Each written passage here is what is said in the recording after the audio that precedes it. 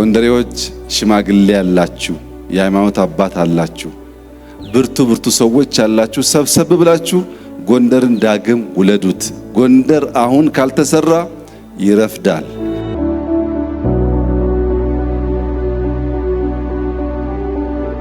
ፋሲል በእጃችን ስለሆነ የረከሰ ወርቅ ነው። የጎንደር ታዳጊዎች፣ የጎንደር ልጆች ከፊታችሁ ያለው ዘመን ብሩህ ዘመን ስለሆነ አባቶቻችሁ ገንብተዋል፣ እኛ ለማቆየት ሞክረናል። አልቃችሁ ጎንደርን ብትሰሩ የበለጠ ያማረ የተዋበ የለማ ሀገር ለመፍጠር ስለሚያስችል ልቦናችሁን ሰብሰብ አድርጋችሁ ጎንደርን በድጋሚ ለመውለድ በጋራ እንድንሰራ አደራ ልላችሁ ፈልጋለሁ።